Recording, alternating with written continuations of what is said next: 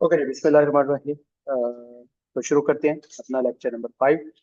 और जो चीज़ मैंने आपको पहले बताई है दोबारा रिपीट कर देता हूँ ताकि इस रिकॉर्डिंग के अंदर आ जाए।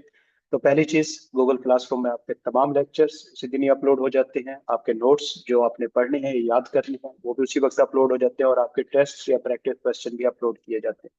तो साथ इंस्ट्रक्शन भी मौजूद होती हैं कि किन क्वेश्चन को आपने कितने टाइम में सॉल्व करना है। और फिर आप कोशिश करें उसकी पीडीएफ फाइल बना के अपलोड किया करें ताकि मैं उसको चेक भी करूं कि आपके आंसर की क्वालिटी कैसी चल रही है। और ये रेगुलर किया करें। और जो बच्चे बिजी हैं पेपर्स में या उन चीज़ों में, वो भी इस तमाम चीज़ों को साथ साथ देखते रहें। और अगर कोई क्वेश्चन है तो मेरे से आप पूछ लिया करें, ठीक है। तो आज का हम लेक्चर शुरू करते हैं। और बेसिकली हम पढ़ रहे थे डाटा गवर्नेंस को। और डाटा गवर्नेंस क्या, हमने कहा कि तमाम वो पॉलिसीज होती हैं जिनके अंदर हम डाटा के मुख्तलिफ एस्पेक्ट्स के ऊपर काम करते हैं, पॉलिसीज बनाते हैं, प्रोसीजर्स बनाते हैं, रूल्स एंड रेगुलेशन बनाते हैं। और पर्पस क्या हो एट द एंड, डाटा को एक्यूरेट रखना, डाटा को सिक्योर रखना, ताकि उसकी बेस पे जो इंफॉर्मेशन जनरेट हो और उसकी बेस पे जो डिसीजन लिए जाए वो सारे एक्यूरेट और कंफर्म होने चाहिए। ठीक हो गया। उसी का ही लास्ट टाइम हमने जो देखा था, डाटा स्टोरेज के ऊपर हमने डिटेल में डिस्कशन की थी कि हम डाटा कितनी जगहों पे स्टोर कर सकते हैं और किस किस मॉडल के तहत हम स्टोर कर सकते हैं। आज हमारा काम है डाटा इंटेग्रिटी का। डाटा इंटेग्रिटी से मुराद उसकी एक्यूरेसी, उसकी ट्रुथफुलनेस, उस पर कितना भरोसा या एतबार किया जा सकता है, इसको भी मेंटेन करना डाटा गवर्नेंस का ही पार्ट होता है। और कल हम डिस्कस कर रहे थे कि डाटा जो होता है वो डिफरेंट स्टेजेस में से लाभ के गुजरता है। कितनी स्टेजेस थी, किसी को याद है? 5 स्टेजेस थी। कौन कौन सी? क्रिएशन, स्टोरेज, यूजेज, आर्काइव और डिस्पोजल। इन तमाम स्टेजेस में आपने ये तमाम चीजें इंश्योर करनी होती हैं, जिसके अंदर एक चीज डाटा इंटेग्रिटी। डाटा इंटेग्रिटी कितनी तरह की थी? Types of data integrity. एक चीज थी फिजिकल इंटेग्रिटी। फिजिकल इंटेग्रिटी से मुराद ये है कि जो आपका हार्डवेयर है, जो आपका सिस्टम है, उसकी एक्सेस सिक्योर होनी चाहिए। मतलब वहां पे कैमरास वगैरह लगे हुए होने चाहिए, वहां पे बैकअप प्लान मौजूद होना चाहिए, लॉक्स होने चाहिए, सिस्टम्स के ऊपर पासवर्ड लगे होने चाहिए। कोई अनऑथोराइज्ड पर्सन उसे एक्सेस करके किसी भी तरह से डाटा को मैनिपुलेट ना कर सके। इस चीज को कहा जाता है फिजिकल इंटेग्रिटी।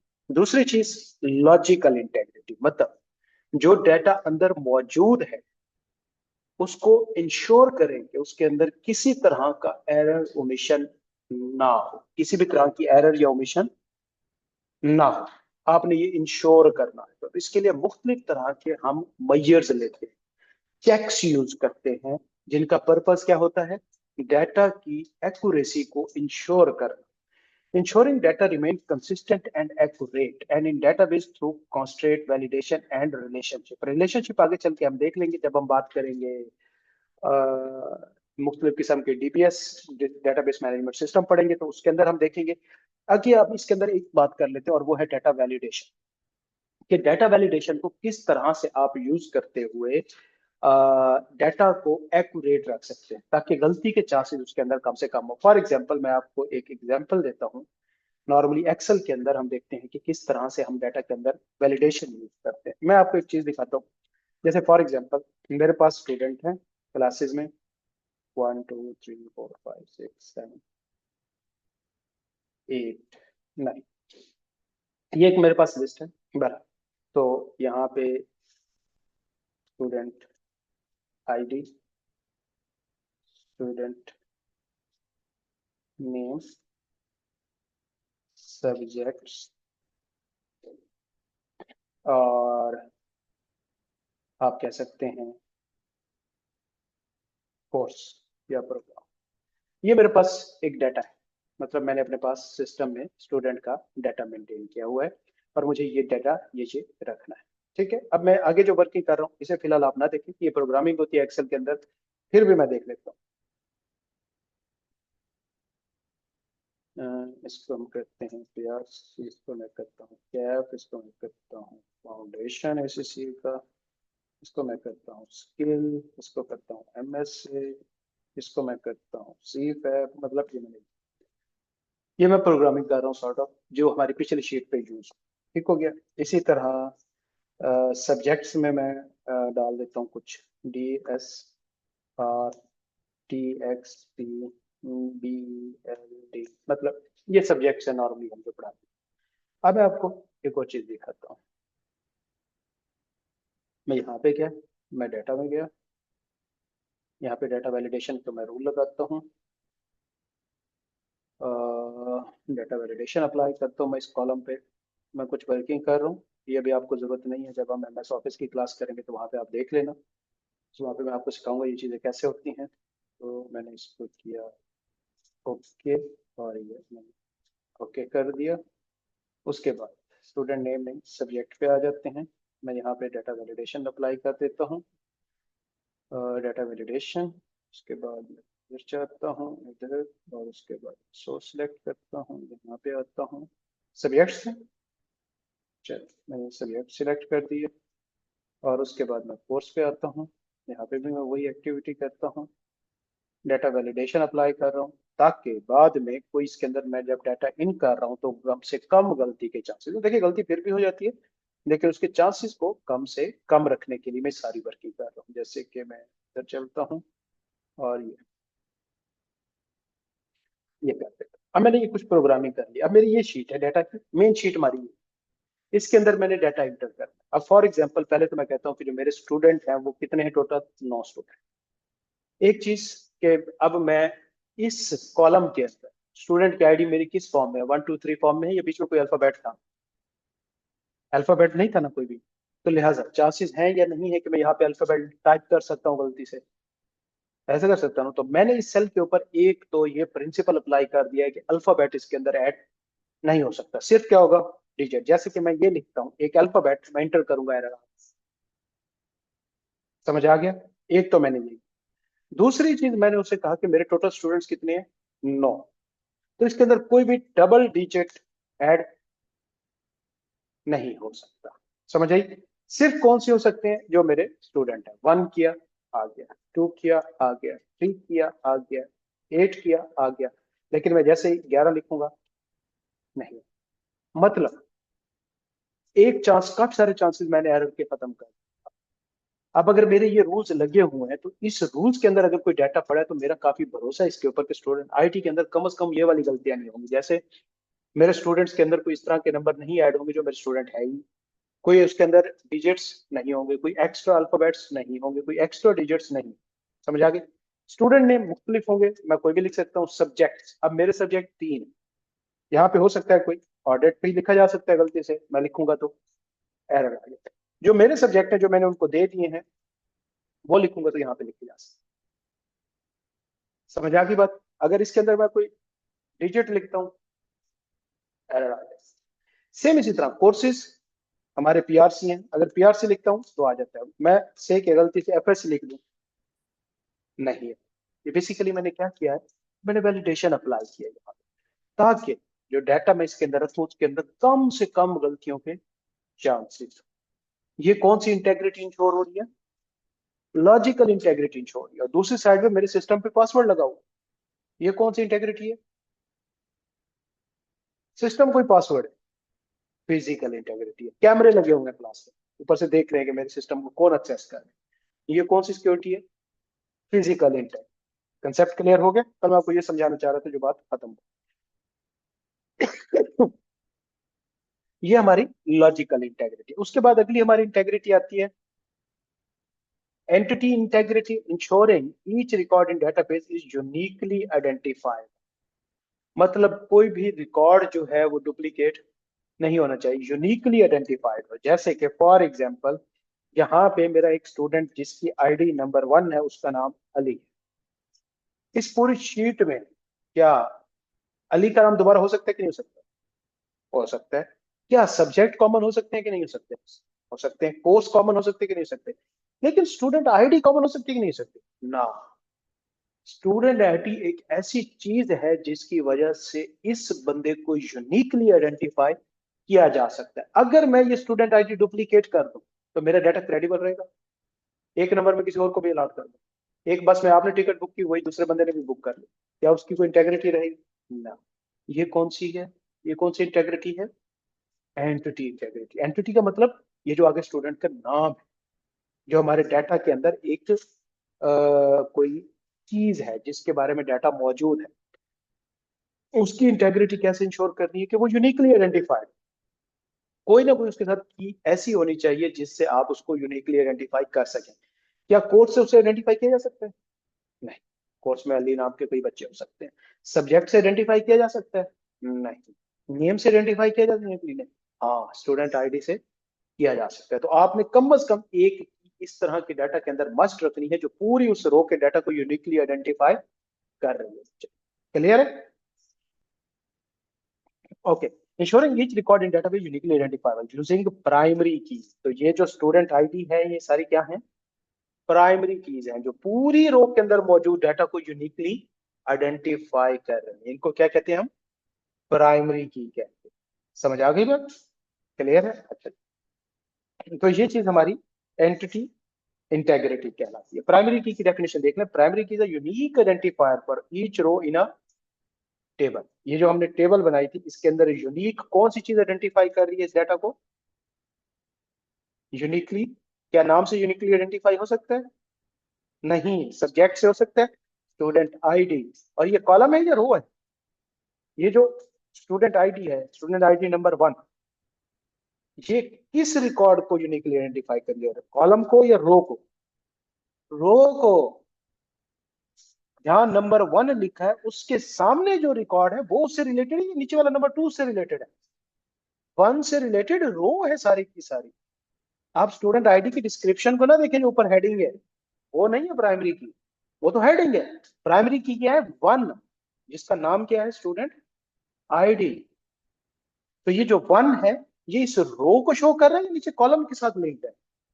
रो को शो कर रहा है। तो 1 प्राइमरी की है जो पूरी रो की क्या कर रहा है? यूनिकली डाटा को आइडेंटिफाई कर रहा है। A primary key is a unique identifier for each row in a table. समझ आ गई बात? It must contain unique values and can not have nulls. Zero नहीं हो सकते, खाली वैल्यूज इसके अंदर नहीं हो सकती। क्लियर है भाई? For example in customer table the customer ID can serve as primary key बना दे। ये हमारी एंटिटी इंटेग्रिटी। दूसरी रेफरेंशियल इंटेग्रिटी। रेफरेंशियल इंटेग्रिटी क्या मतलब? जैसे फॉर एग्जाम्पल ये मेरे पास डिटेल है स्टूडेंट्स की। समझ आ गई बात? साथ ही मेरे पास एक और शीट है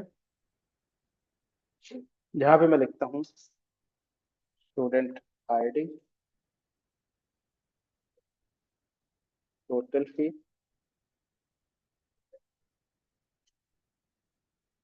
first instalment, second, third, receivable, जो भी है स्पेलिंग मेरे छोड़ दे भाई, जो भी है स्पेलिंग पे मेरे नहीं जाना। रिसीवेबल और रिसीव। ठीक हो गया? फॉर एग्जाम्पल एक स्टूडेंट है हमारा नंबर 1, स्टूडेंट आईडी तो वही रहेंगे। तो मैं स्टूडेंट आईडी को क्या करता हूँ, यहीं से ले आता हूँ इसी शीट से स्टूडेंट आईडी। तो मैं कंट्रोल सी, तो मैंने एक कर दी। ठीक है? यहाँ 8 तक हमने डाली हुई थी, नीचे आईडी नहीं थी, 0 0 आ गया। फिलहाल मैं इसको खत्म कर रहा हूँ। ये कैसे हो रहा है ये बड़ी टेक्निक है, मैं आपको बाद में बताऊंगा, ये जब हम एक्सेल फाइल करेंगे तब। तो स्टूडेंट आईडी है, स्टूडेंट क्या गए, टोटल फीस उसकी, स्टूडेंट आईडी फी क्या है? जैसे कि मैं कहता हूँ 70,000 इसकी टोटल फीस थी। फर्स्ट इंस्टॉलमेंट इसने 30,000 पे की, सेकेंड इंस्टॉलमेंट उसने 20,000 पे की, थर्ड इंस्टॉलमेंट उसने 10,000 पे की। और टोटल रिसीवेबल अभी कितना रह गया? ये माइनस ये माइनस ये माइनस ये। और टोटल रिसीव्ड कितना है? टोटल फीस माइनस रिसीवेबल, ये मेरी टोटल रिसीव। अच्छा, मैं क्या कर रहा हूँ, मैं जल्दी जल्दी कर रहा हूँ, ये समझने की जरूरत नहीं है आप लोगों को। बारह जस्ट देखें, ये मेरे पास एक और टेबल है स्टूडेंट्स की जिसके अंदर स्टूडेंट्स की फीस मौजूद है। मुझे बताएं क्या इस शीट के अंदर स्टूडेंट का नाम लिखना जरूरी है? अच्छा, नहीं जरूरी, कोई मसला नहीं। क्यों जरूरी नहीं? अब मेरे पास ये दो शीट्स है, इसको मैं इधर कर देता हूँ फिलहाल, बल्कि मैं इसे हाइड ही कर देता हूँ। मेरे पास ये दो शीट है, क्या ये दोनों शीट आपस में लिंक है कि नहीं? रिलेट किससे लिंक? कौन सी चीजें इन दोनों में कॉमन है? Student ID. ऐसी बात है? कैसे लिंक है? मुझे सिंपल, मैंने इस फी पे आया, मैंने फीस देखी, मुझे पता करना है कि भाई ये किस स्टूडेंट की फीस है। मैं सिंपल वापस जाऊंगा, इधर गया भाई, इधर सिंपल जाके मैंने एक मिनट क्यों नहीं काम कर रही है फॉर्मूला।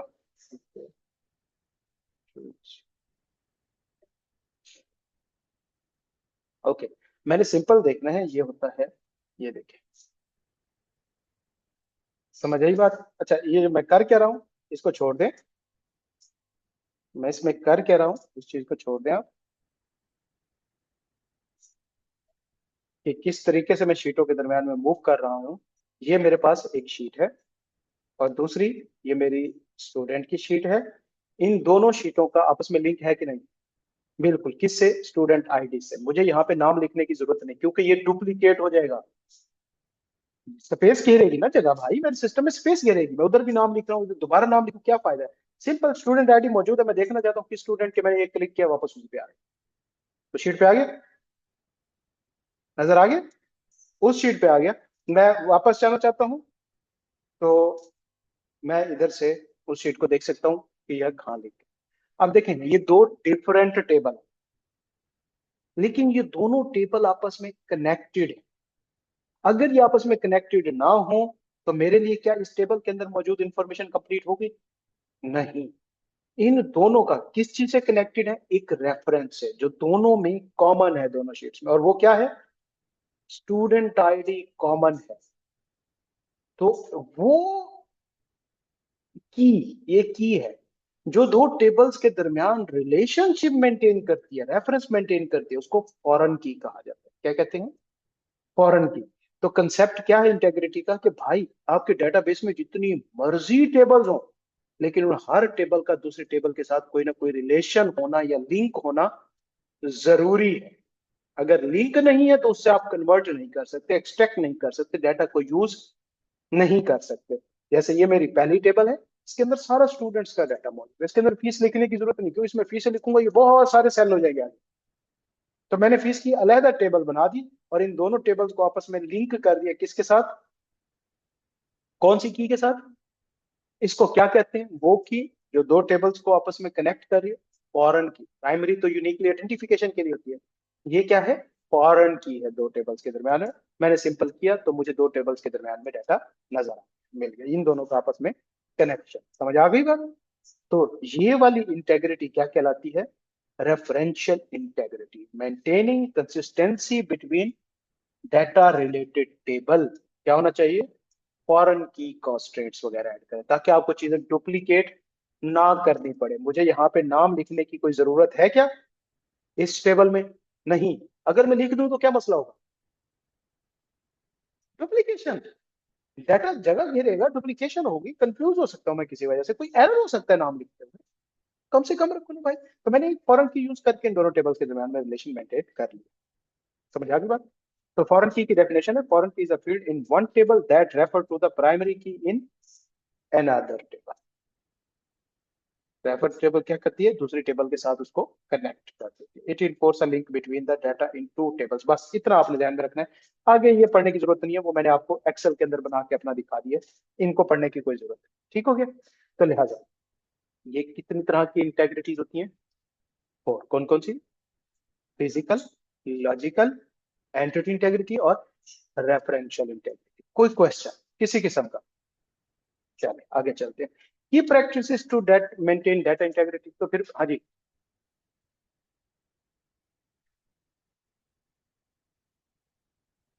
प्राइमरी की फॉरेन की भी हो सकती है। हाँ, एक की दो काम भी परफॉर्म कर सकती है, इसमें कोई बुराई नहीं। वही प्राइमरी की और वही फॉरेन। दूसरी टेबल में भी तो वही प्राइमरी की डाटा, वही बन रहा है ना ऑर्डर नंबर। ये दोनों चीजें हो सकती हैं।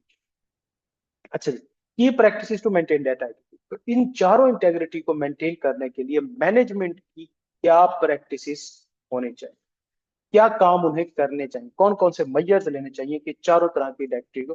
पहली चीज तो वैलिडेशन होनी चाहिए, जो मैंने अभी फाइल के अंदर आपको करके दिखाई है। एक्सेल में मैंने वैलिडेशन लगाई है, ताकि किसी तरह का कोई इसमें एरर के चांसेस कम से कम हो जाए। दूसरे नंबर पे ऑडिटिंग एंड मेंटोरिंग, रेगुलरली मुझे अपने डाटा को चेक करते रहना चाहिए। अब मेरा अकाउंटेंट बैठ के एंट्रियां कर रहा है, मैं गारंटी नहीं कर सकता कि वो ठीक कर रहा है, मुझे शाम को जाकर देखना पड़ता है कि भाई डेबिट क्रेडिट ठीक है नहीं, कि कल को मुसीबत मेरे गले पड़े। तीसरे नंबर पे एक्सेस कंट्रोल होने चाहिए, मतलब पासवर्ड होने चाहिए स्क्रीन के ऊपर। लोग जो सिर्फ ऑथराइज्ड हो, जिनके यूजर नेम और पासवर्ड हो, सिर्फ वही लोग डाटा को एक्सेस कर सके, कोई और एक्सेस ना कर सके। वर्जन कंट्रोल होना चाहिए, मतलब लॉग फाइल मेंटेन होनी चाहिए, मतलब हिस्ट्री मेंटेन करें कि कोई भी शख्स अगर कहीं पे कोई चीजें चेंज कर ले, कोई अनऑथराइज बंदा घुस भी जाए, तो आप ट्रैक कर सकें कि इसने कौन कौन सी चेंजेस की हैं, जो कि एमएस ऑफिस के अंदर मैंने लास्ट लेक्चर के अंदर बताया भी था, या शायद मेरे ख्याल में भी जो रिसेंट लेक्चर आएगा उसके अंदर होगा, कि आप चेंजेस को ट्रैक कैसे कर सकते हैं। अगर एक फाइल पर मल्टीपल लोग काम कर रहे हैं, तो डिफरेंट लोगों को देखना कि उन्होंने कैसे कैसे क्या क्या काम किए हैं, वो आप उनको ट्रैक कर सकते हैं। तो आपने वो भी ट्रैक करना है, ताकि पता लगाया जा सके किस किस शख्स ने क्या क्या चेंजेस किया। और फिर उसके अलावा डाटा बैकअप्स होने चाहिए आपके पास, कि एक बैकअप में अगर डाटा खराब हो भी गया हो, तो दूसरे में ठीक पड़ा होना चाहिए। आपके पास डाटा का बैकअप मौजूद होना चाहिए, डाटा लॉस्ट ना हो किसी भी वजह से। क्लियर है बच्चा? ये 5 काम करके, ये चारों तरह की जो इंटेग्रिटी हमने पढ़ी है, ये मैनेजमेंट क्या कर सकती है, इंश्योर कर सकती है। ओके, नीचे टेबल है। डाटा इंटेग्रिटी की keys, data validation physical integrity को मेंटेन करती है। डाटा वैलिडेशन क्या है, जो अंदर एप्लीकेशन के अंदर यूज हो रहा होता है, क्या इनका बाहर सिस्टम को एक्सेस करने में प्रिवेंट करती है किसी को? नहीं। बाहर जो बंदा एक आ रहा है, उस सिस्टम को हाथ लगाने से पहले क्या डाटा वैलिडेशन से रोक देगी? नो डूट। नहीं, वो तो इंटरनल चीज है। तो फिजिकल इंटेग्रिटी इससे इंश्योर नहीं होती, हाँ लॉजिकल होती है। एंटिटी इंटेग्रिटी भी बाकी सारे इंश्योर होती है, लेकिन फिजिकल नहीं होती। तो ये उस तरह auditing and mentoring primarily physical integrity he maintain करता है, और बाद में सारी चीजें भी मेंटेन कर रहा होता है। जबकि एक्सेस कंट्रोल फिजिकल में नहीं, पासवर्ड लगे होने चाहिए अंदर, ऑथोराइज बंदा मौजूद होना चाहिए, लेकिन बाकी तीनों जो है वो हमारी कंट्रोल इंटेग्रिटी जो है उनको मेंटेन करती है। तो बहरहाल ये आपने टेबल एक बार पढ़ लेना, रीड कर लेना, सिंपल सा है कि कौन सा मैयर जो है वो कौन कौन सी इंटेग्रिटी को इंश्योर करता है। ठीक हो गया? चलें जी, ये हमारा डाटा इंटेग्रिटी का टॉपिक था। इसकी रिकॉर्डिंग यहीं पे रोकते हैं, अगले टॉपिक की रिकॉर्डिंग नेक्स्ट पे।